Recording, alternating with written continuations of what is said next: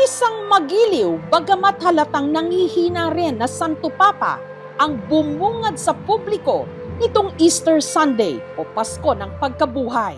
Cari fratelli e sorelle, buona Pasqua. Kaya nagulat ang lahat nung kinabukasan. Isang masamang balita. Carissimi fratelli e sorelle, con profondo dolore devo annunciare la morte del nostro Santo Padre Francesco. Ang lider ng simbahang Katolika, ang binansagang People's Pope na si Pope Francis.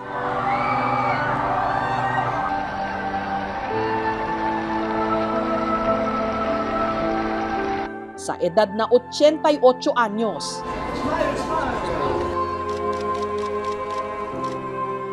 Pumanaw na. Raccomandiamo l'anima del Papa Francesco all'infinito amore misericordioso di Dio Uno e Trino. Lumipad ako pa Vatican City para makibalita at para masilayan at magbigay respeto sa Santo Papa. Sa huling pagkakataon, ang mga labi ni Pope Francis nakalagak dito sa St. Peter's Basilica. Ngayong araw po ng Biyernes, ang huling public viewing ng kanyang labi. Dahil bukas po ay ang kanya ng libing. Bago noon ay may funeral mass na gagawin ho rito. Napakaraming tao ho rito, matyagang pumipila. Yung iba, hindi bababa ng 4 na oras ang ipinila. Para lang sa ilang segundo na sila'y makalapit sa labi ni Pope Francis. Siguro yung mga dami ho ng mga pumupunta rito para pumila na makapasok sa St. Peter's Basilica, patunay rin kung gaano minahal ng maraming tao sa buong mundo ang yumaong Santo Papa.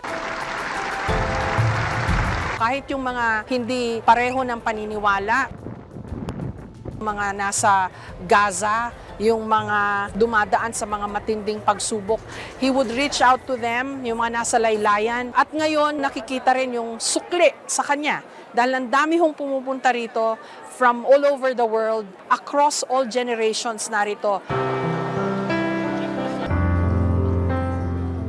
Dito na tayo sa mismo ng St. Peter's Basilica. Ito na yung holy door. So, papasok tayo dito para makalapit dun sa kanyang labi. Kasi kanyang mga tao.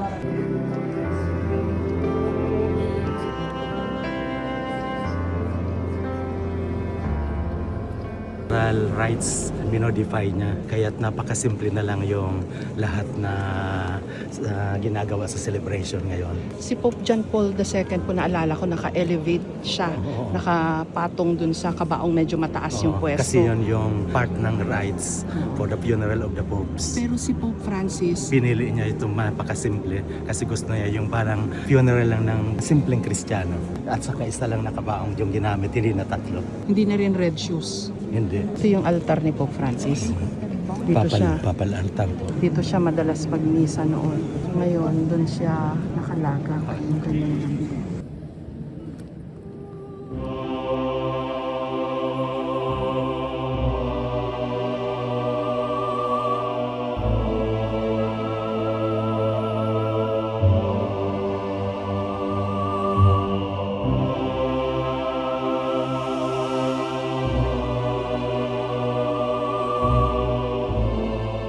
Katatapos ko lang hong makita yung labi ni Pope Francis. Yung expression niya, peaceful naman. So, nakaka-relieve din na to see yung facial expression niya na parang he was at peace. Hindi siya nahirapan. Ilang oras ka pumila? I think an hour po. Talaga? O anong masasabi mo sa experience mo? Well, it was very touching naman po siya. At the same time po, parang it's a chance din po para magdasal po. What is it about Pope Francis na gustong-gusto mo? Ang humble niya po as a person. That's what I like about him po. Kasi nakita mo yung labi ni Pope Francis, ano reaction mo? Ano masasabi? Nakakakilaw. Bakit? Talagang ramdam mo yung ano niya sa yung spiritual niya. Ilang oras ka pumila? Swerte po ako, nakapila po ako ng mga kulang-kulang po 2 oras. Maikli na yun. No? Maikli na Kasi po apat yun. na Kasi oras. Eh. oras, 5 oras. Anong gusto mo kay Pope Francis? Yung humanity niya, yung kanyang pagiging mababang loob. Si Pope Francis o si Jorge Mario Bergoglio na mula Argentina, kilalang namuhay ng simple. Sa hinabahaba na ng storya ng papacy, siya lang ang unang gumamit ng pangalan na Francis na hango sa buhay ni San Francisco de Assisi. Talagang isinasabuhay niya na yung pagiging payak na pamumuhay. Kasi nung unang mga panahon, yung mga Santo Papa ay nakakapaya ng pula, tapos talagang full regalia. Pero ang Santo Papa nang bumungad sa balcony ng St. Peter's, white, very simple talaga siya. Ang mga Santo Papa ay nakatira talaga sila sa palasyo ng Vatican. Pero si Pope Francis ay ginusto niya na manirahan sa isang maliit na apartment sa likod ng Vatican. Ang tawag natin ay Santa Marta. Namatay siya na meron lang less than $100.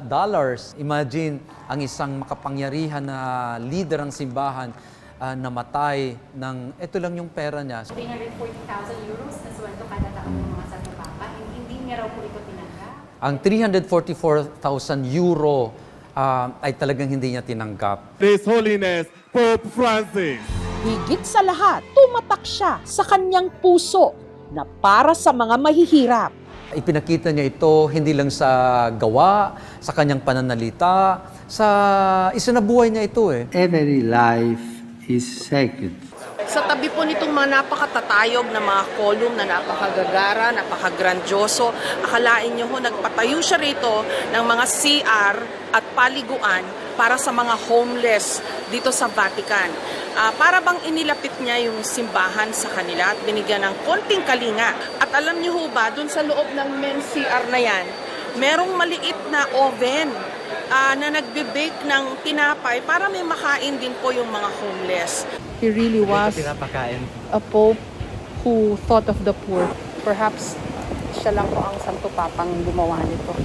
Isa siyang liberal sa napakaraming mga pagkakataon. Sa halip ay binibigyan niya ito ng isang panibagong pananaw na hindi kayo nire-reject ng simbahan, mga tunay na anak kayo ng Diyos. Very controversial at very inclusive, lalong-lalo na sa Gaza. Why are deadly weapons being sold to those who plan to inflict untold suffering on individuals and society? There's really nothing like a Filipino welcome. Ramdam na ramdam, napakainit, ang saya. Ayan ang kanyang pagbaba. Oh no! Uy! Ay, ang swerte ng mga kapulot. Ayan na, dumating na si Pope Francis. Si Pope Francis, mas napalapit sa ating mga Pilipino nung bumisita siya sa Pilipinas taong 2015. Bumisita siya sa Malacanang. Ayun, may baby! Nagpa-bless. Abay, ang swerte naman itong bata nito. Nagdaos siya ng kanyang kauna-unahang misa sa Pilipinas sa Manila Cathedral. Do you love me? Then, thank you very much.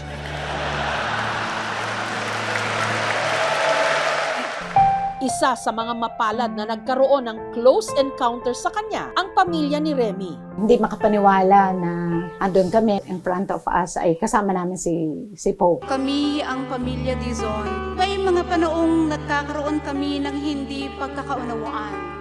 Ngunit, ang mga pinagdaanan namin ang siyang nagturo sa amin na maging isang Kristiyanong pamilya. Ang kanyang inang si Kika may iniregalo pa para kay Pope Francis na isang skull cap. Si nanay ko yung nag-abot kay Pope. Tapos sinuot niya, medyo maluwag. Binalik niya kay nanay yung skull cap. Ang souvenir mula sa Santo Papa, nakatago ngayon sa kanilang simbahan. Memorabilia na namin siya dito sa Holy Cross Parish. Ay, dito na namin siya pinwesto. Nakatago Nakatanggap din daw sila ng rosaryo mula sa Santo Papa. Ang kanyang nanay Kika, yumao nito lang nakaraang buwan at ito raw ang ipinabaon nila sa kanyang libingan. Para lagi pa rin niyang kasama si Pope Francis. Sina Remy, napili raw noong makalapit kay Pope Francis dahil sa pagkupkup noon ng kanyang nanay Kika sa mga seminarista sa kanilang lugar. Isa sa mga pinatuloy nila rito, walang iba, kundi si Cardinal Luis Antonio Tagle na isa sa pinakamalapit kay Pope Francis. Time na yon, dito namin sila pinapatuloy sa kwartong to. Ito yung isa sa memorabilia namin with Cardinal Tagle. Andito siya, ito nung seminarista pa lang siya, bata pa. Pero isa sa pangunahing misyon ni Pope Francis ang makamusta at madamayan ang mga biktima ng super bagyong Yolanda sa Tacloban. Touchdown! Eto na ang Santo Papa.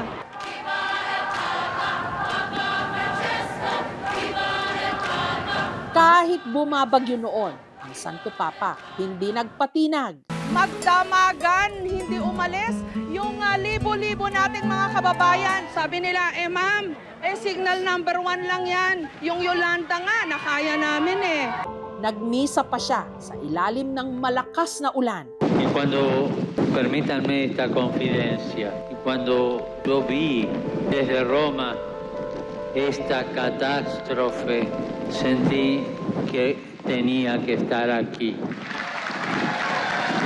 para estar con ustedes. Un poco tarde, me dirán, es verdad, pero estoy. Yung misa niya sa Tacloban, nakakapote siya ng yelo na yun ang suot ng mga tao. Talagang nakipagkaisa talaga siya. Di masukat ang kanilang tuwa na personal na makita ang tinaguriang People's Pope na sinadya ang kanilang lalawigan para mabigyan ng inspirasyon ang mga patuloy na bumabangon mula sa Super Typhoon Yolanda. Ang pamilya ni Mary Jane Arias na nakatira sa isang barong-barong sa tabing kalsada, mas maswerte. Sa tapat kasi ng kanyang bahay, bumaba ang Santo Papa. Yung lumapit sa amin, pakiramdam ko na lumalapit din si Lord. Nung namano kami, pinapray kami. Nalikan yung kapatid ko, yung baby, na part sa amin. Si Pope Francis kasi siya yung nagpabago sa amin at sa paniniwala sa Diyos din. Nakisalo rin sa isang pananghalian ng Santo Papa kasamang ang ilang survivor ng Yolanda at ang lindol sa Bohol. Ito yung upuan na ginamit ng Santo Papa during the lunch. Yung magagamit is na-preserve din namin. Kinawat nga selfie while we were having lunch. He taught yung mag-trust otro, despite and in spite, you should serve, you should praise the Lord. Bakit po pumapayag ang Diyos na may ganitong nangyayari?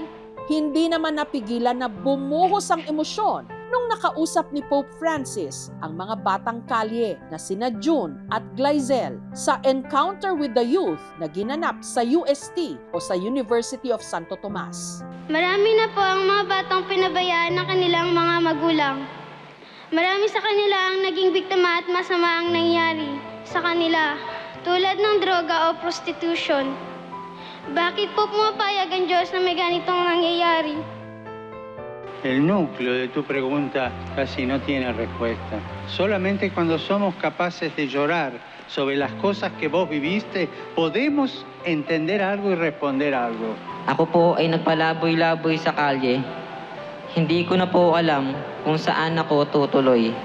Natutulog lang po ako sa tabing kalye. Hindi ko na rin po alam kung ano ang aking kakainin sa bawat araw. Si June, 23 anyos na ngayon. Mahirap na po talaga kami. Yung tatay ko, barker lang po. Gawa rin po ng yung pinagbabawal nga po na gamot. Kaya po siya nakulong. So lumayos po ako noon. Tumira po ako sa kalye for almost 1 year. Namamalimos ako, nangangalakal. Nagawa ko na rin magnakaw. Napunta ako dito sa Tuloy ng Kabataan kasi meron pong mga street educator. Hanggang nabigyan na nga ng pambihirang pagkakataon na makausap ang Santo Papa. Una ko pong naramdaman nung nayakap po si Pope Francis. Yakap ng isang ama po. Nahinanap yung yakap ng tatay ko since matagal siyang nawala. Nasa 2nd taon na siya ng kolehiyo. Gusto kong tulungan kung sino mang pwedeng makatulungan ko mga bata na naging katulad ko sa kalye. Pebrero nitong taon nung nagsimulang bumagsak ang kalusugan ni Pope Francis. Pumunta pa siya sa St. Peter's Square para sa Easter Sunday blessing. Cari fratelli e sorelle, buona Pasqua. At yun na nga ang huling pagkakataon na nasilayan ng publiko si Pope Francis.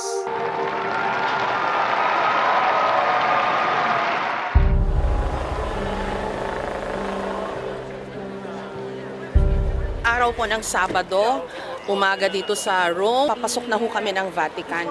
Maaga ho kami para dun sa funeral mass bago yung libing ni Pope Francis sa araw na ito. Milyon ho siguro ang debotong mag-a-attend, pati yung mga world leaders. Ano hong thoughts nyo on this day, sister?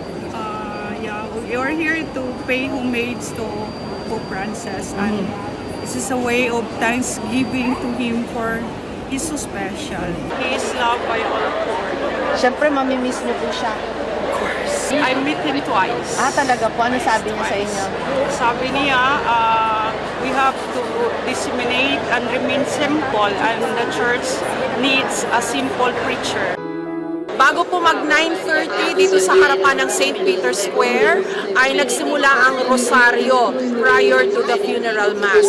Sa mga sandali pong ito, rush ng mga tao na naghahabol para makahanap ng pwesto para maka-attend din sa misa. Saan po kayo nang galing, ma'am? London. Galing kaming London. Wow, ang layo ng pinanggalingan nyo. Well, it's very hard moving. Nagsisimula pong magpalakpakan to signal siguro yung start po ng funeral mass. Kami ho sa media ay naka-cordon off dito po sa certain positions lang po sa St. Peter's Square. Kasama ko sa mga nandito sa aming pwesto ay si Julian Assange na isa sa prominente na whistleblower. Narito po siya mag-attend din ng funeral mass. Sikat po si Mr. Assange dun sa Wikileaks. Nakulong po siya ng matagal dahil po doon at nandito po siya sa misa rin ngayon. Hindi na narinig natin, basically it's Italian, pero meron din Latin, meron din Spanish and English. Mula sa St. Peter's Square, dinala ang kanyang labi sa Papal Basilica of St. Mary Major o ang Santa Maria Maggiore Basilica dito pa rin sa Rome, sa labas ng Vatican.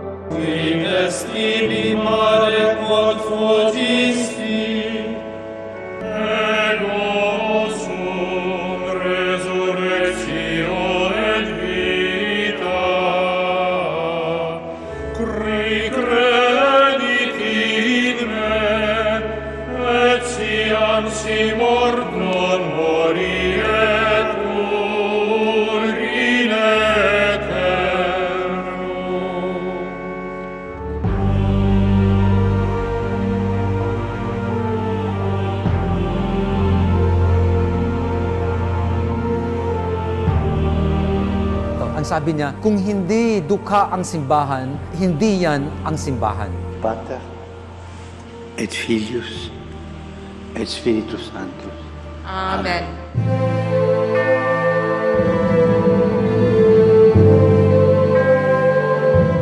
Habemus Papa.